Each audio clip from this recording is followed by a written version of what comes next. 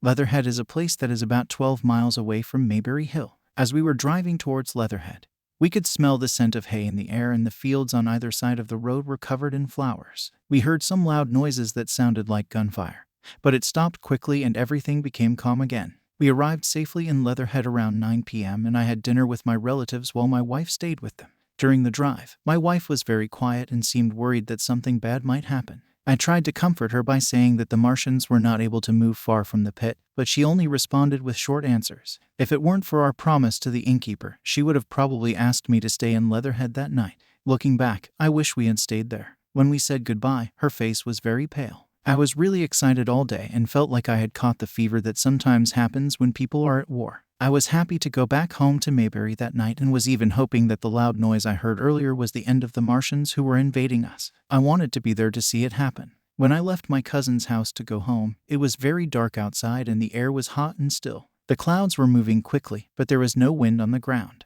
My cousin's servant lit the lamps on my ride home and I knew the way well. My wife said goodbye to me from the doorway and my cousins wished me good luck. At first, I felt a bit sad because my wife was scared and her fear was contagious. However, my thoughts quickly turned to the Martians. At that time, I didn't know anything about the fighting that was happening that evening, not even what caused it. On my way back through Ockham, I saw a red glow on the western horizon, which turned out to be a mix of smoke and thunderstorm clouds. The village was quiet, and I almost got into an accident with a group of people who were standing by the road. I don't know what they knew about what was happening beyond the hill, or if the houses I passed were empty, asleep, or on guard against the night's terror. I was in a valley called the Way between Ripley and Preferred. I couldn't see the red light until I climbed a hill near Preferred Church. Then I saw the red light again and the trees started shaking because a storm was coming. I heard the Preferred Church bells ringing midnight behind me, and I saw the silhouette of Mayberry Hill. Its treetops and roofs were black against the red light. Suddenly, a green light lit up the road around me and showed the woods in the distance. I felt a tug on the reins of my horse. The clouds in the sky were pierced by a green light, which fell into a field on my left.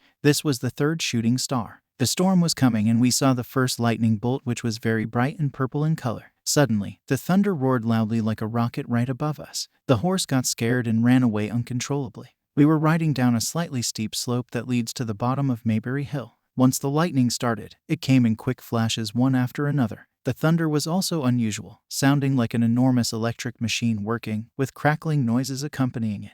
The lightning was bright and confusing, and small pieces of hail hit my face as I rode down the slope. At first, I was only looking at the road in front of me. Suddenly, I saw something moving quickly down the hill on the other side. At first, I thought it was a wet roof of a house, but then I realized it was rolling quickly. It was hard to see clearly because it was moving so fast. But then I saw the orphanage building, the green pine trees, and the object more clearly. I saw something incredible. It was a huge machine that looked like a three-legged monster. It was taller than many houses and walked over the young pine trees, knocking them down. It was made of shiny metal and had steel ropes hanging from it. It made a loud noise as it moved, which mixed with the sound of thunder. I saw it briefly disappear and reappear closer to me with each flash of lightning.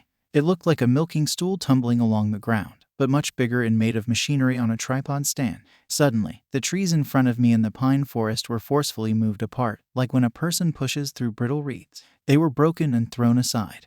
And then a second large tripod appeared and seemed to rush towards me. I panicked at the sight of the second monster and without looking back, I quickly turned my horse to the right. The horse lost balance and the cart overturned, making loud noises as the shafts broke. I was thrown sideways and fell heavily into a shallow pool of water. I quickly got out of the water and crouched down under a group of bushes. I saw that a horse had died and the cart it was pulling was turned over. The wheel was still moving slowly. Then, I saw a very strange machine that was not just a lifeless object moving forward. It was a machine that made ringing sounds and had long, shiny, flexible tentacles. One of the tentacles was holding a young pine tree. The machine moved forward, choosing its own path, and the head of the machine moved as if it was looking around. It had a big white metal mass behind its body, which looked like a giant basket used for fishing. Green smoke came out from the machine's joints as it went by me. Suddenly, it disappeared. I saw a lot then, but everything was blurry because of the lightning, which made everything bright and dark at the same time.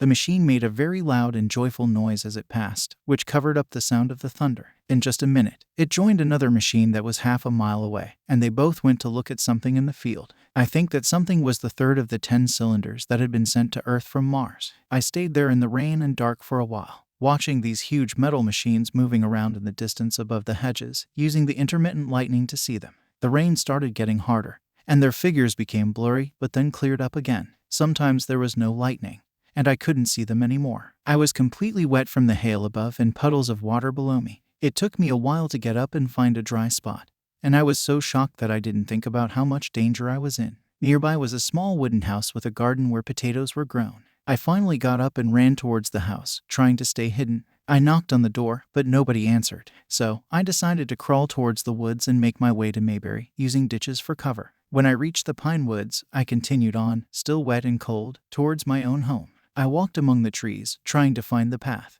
It was very dark in the woods, with occasional lightning and heavy hail falling through the gaps in the leaves. If I had understood the significance of everything I had witnessed, I would have gone through Byfleet to Street Cobham and returned to Leatherhead to be with my wife. However, that night, because of the unusual things happening around me and how terrible I felt physically, I was hurt, exhausted, completely drenched, and couldn't see or hear well due to the storm. I couldn't do that. I had a vague plan to go to my own house, and that was the only reason I had for moving. I walked through the trees, fell into a ditch and hurt my knees on a piece of wood. Eventually, I reached the road that leads from the College Arms. It was raining so hard that the water was carrying mud down the hill. Suddenly, a man bumped into me in the darkness and made me lose my balance. He was scared and ran away before I could say anything. It was very difficult for me to climb up the hill because of the strong storm. I walked close to the fence on the left and used it to help me move along.